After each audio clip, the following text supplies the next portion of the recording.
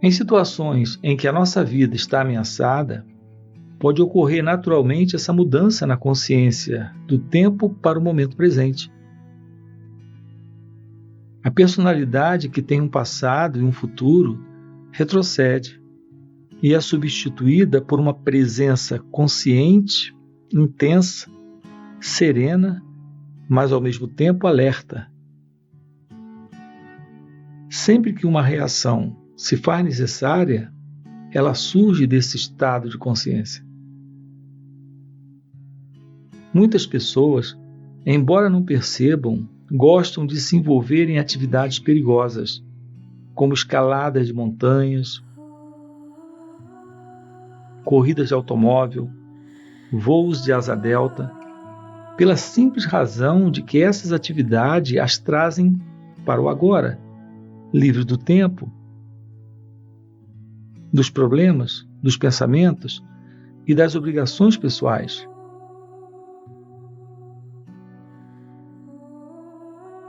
Nesses casos, desviar sua atenção do momento presente, nem que seja por um segundo, pode significar a morte. Infelizmente, essas pessoas passam a depender de uma atividade em particular para ficarem nesse estado. Mas você não precisa escalar uma montanha. Você pode entrar nesse estado agora.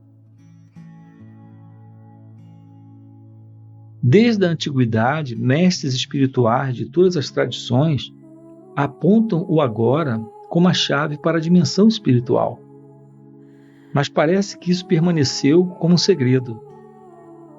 Com certeza não é ensinado em igrejas ou em templos.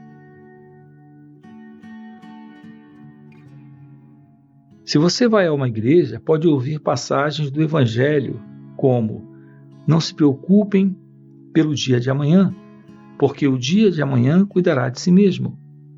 Ou, ninguém que põe a mão no arado e olha para trás é apto para o reino de Deus. A profundidade e a natureza radical desses ensinamentos não são reconhecidas. Parece que ninguém percebe que os ensinamentos foram formulados para serem vividos e dessa forma provocarem uma profunda transformação interior.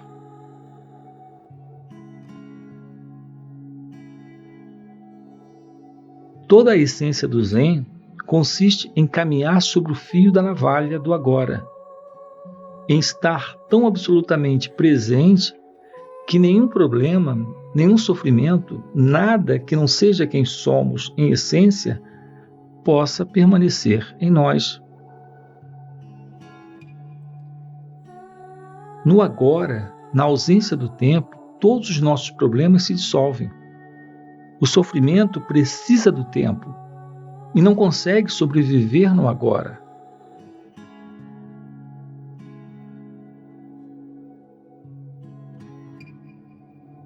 O grande mestre Zen, Rizai, visando desviar a atenção de seus alunos do tempo, levantava o dedo com frequência e perguntava calmamente: o que está faltando nesse exato momento?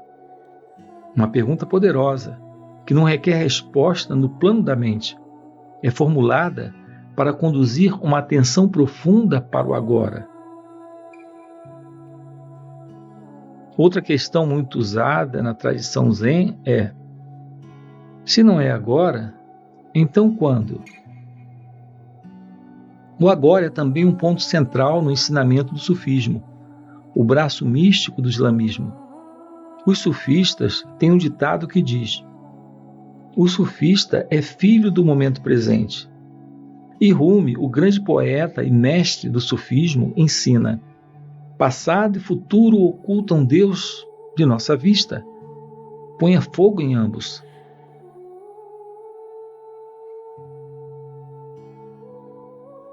Mestre Eckhart, mestre espiritual do século XIII, resumiu tudo isto com poucas e belas palavras ao afirmar: o que impede a luz de nos alcançar é o tempo. Não há maior obstáculo para Deus do que o tempo.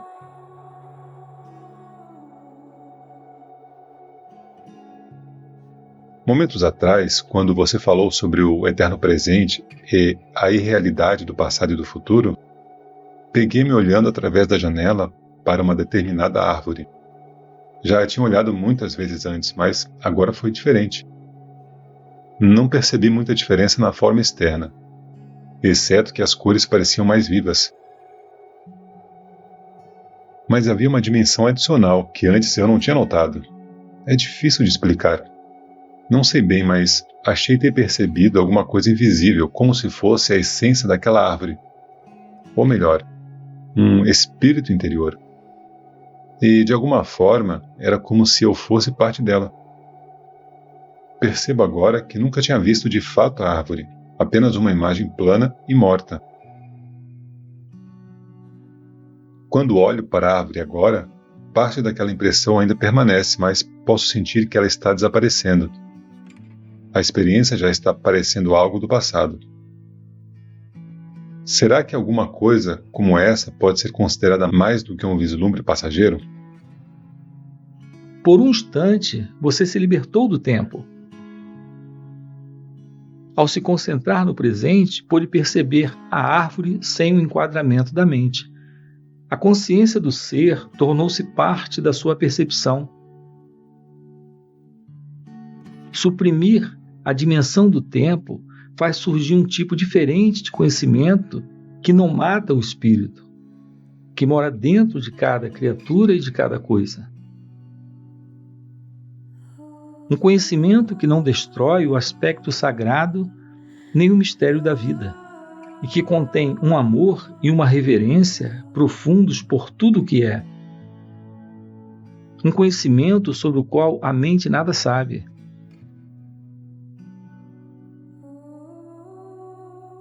A mente não pode conhecer a árvore. O que ela conhece são apenas fatos ou informações sobre a árvore. A minha mente não pode conhecer você, só rótulos, julgamentos, fatos e opiniões sobre você. Só o ser conhece diretamente. Há um lugar para a mente e para o conhecimento da mente. Situa-se na prática do dia a dia.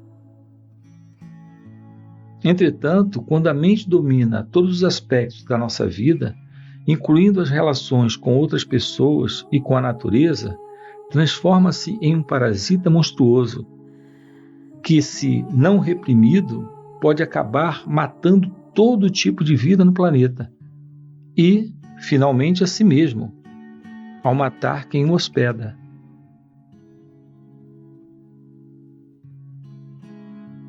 Você teve uma breve visão de como a ausência do tempo pode transformar nossa percepção. Mas não basta uma experiência.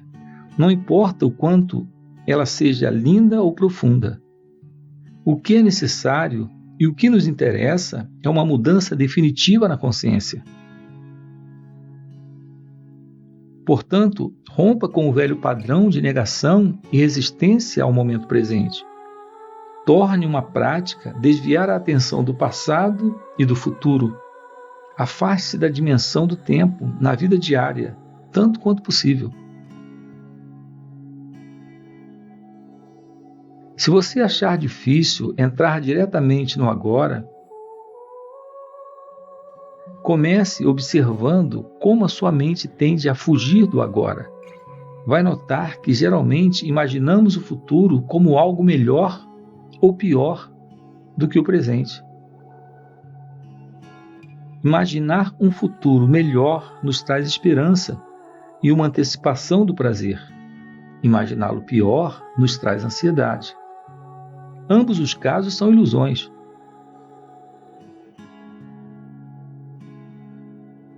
Ao observarmos a nós mesmos, o maior grau de presença surge automaticamente em nossas vidas. No momento em que percebemos que não estamos presentes, estamos presentes. Sempre que formos capazes de observar nossas mentes, deixamos de estar aprisionados. Um outro fator surgiu, algo que não pertence à mente: a presença observadora. Esteja presente como alguém que observa a mente e examine seus pensamentos, suas emoções, assim como suas reações em diferentes circunstâncias. Concentre seu interesse não só nas reações, mas também na situação ou na pessoa que leva você a reagir. Perceba também com que frequência a sua atenção está no passado ou no futuro. Não julgue, nem analise o que você observa. Preste atenção ao pensamento. Sinta a emoção. Observe a reação. Não veja nada como um problema pessoal. Sentirá então algo muito mais poderoso do que todas aquelas outras coisas que você observa. Uma presença serena e observadora por trás do conteúdo da sua mente. O observador silencioso.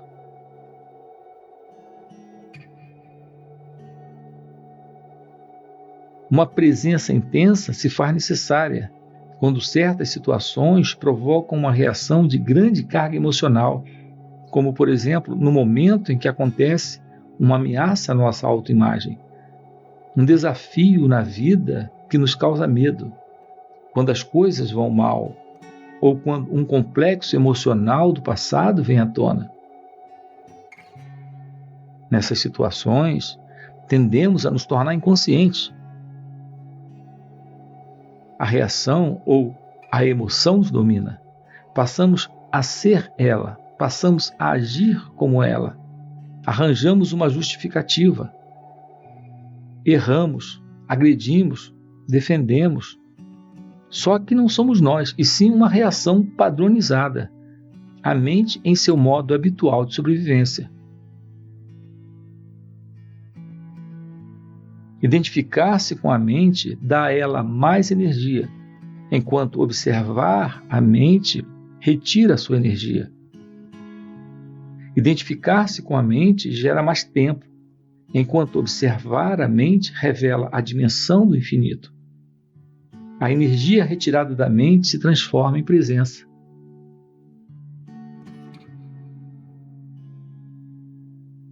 No momento em que conseguimos sentir o que significa estar presente, fica muito mais fácil escolher simplesmente escapar da dimensão do tempo e entrar mais profundamente no agora.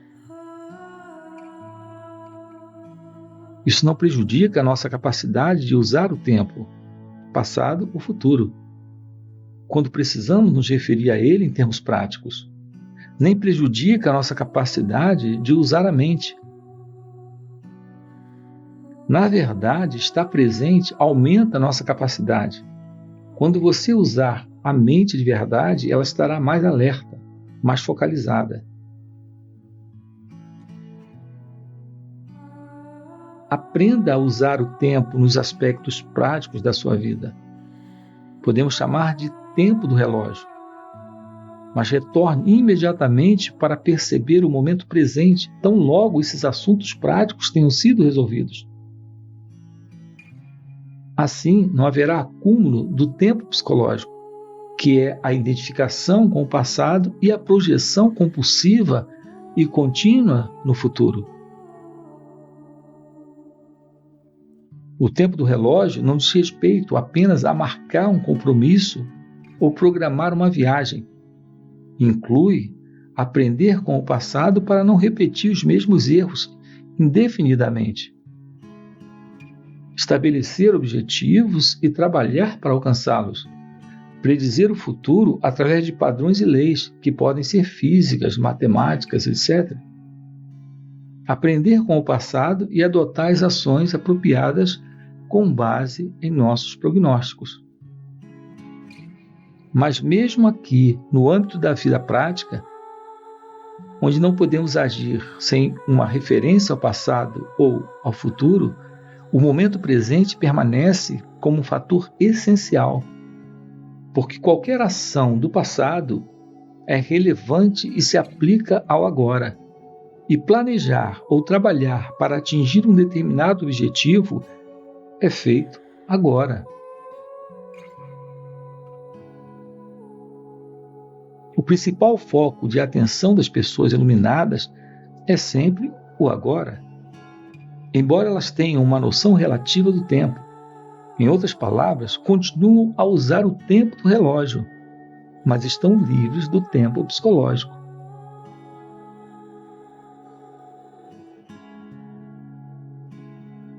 Esteja alerta quando praticar isso, para que você, sem querer, não transforme o tempo do relógio em tempo psicológico.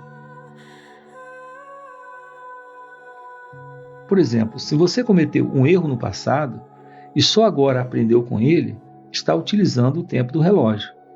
Por outro lado, se você considerar isso mentalmente e daí resultar uma autocrítica, um sentimento de remorso ou de culpa, então você está transformando o erro em meu. Ele passou a ser uma parte do seu sentido de eu interior e se transformou em tempo psicológico, que está sempre relacionado a um falso sentido de identidade. A dificuldade em perdoar envolve necessariamente uma pesada carga de tempo psicológico. Se estabelecemos um objetivo e trabalhamos para alcançá-lo, estamos empregando o tempo do relógio. Sabemos bem onde queremos chegar, mas respeitamos e damos atenção total ao passo que estamos tomando neste momento.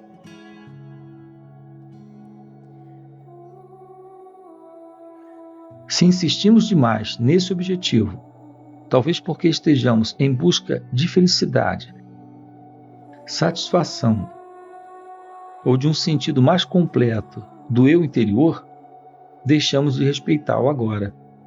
E ele é reduzido a um mero degrau para o futuro, sem nenhum valor intrínseco.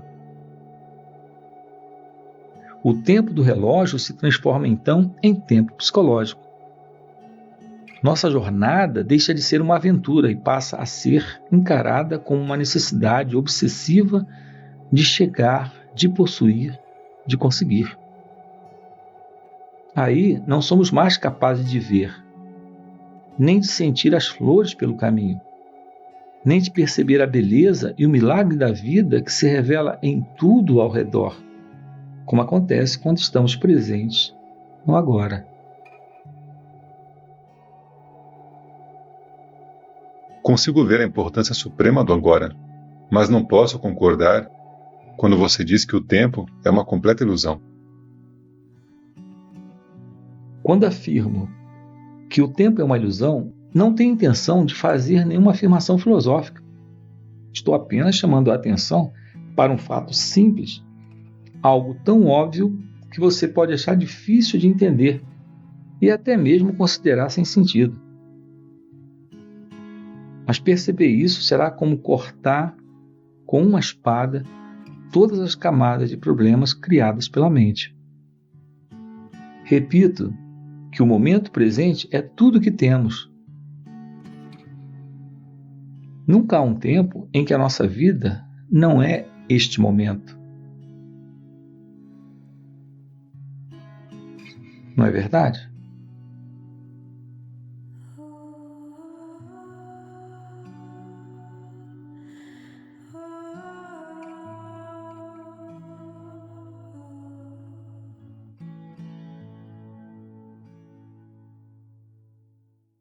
Autoconhecimento real não é introspecção, nem autoavaliação, nem autoanálise. Autoconhecimento é o fim da ilusão desse mim, desse alguém para se conhecer.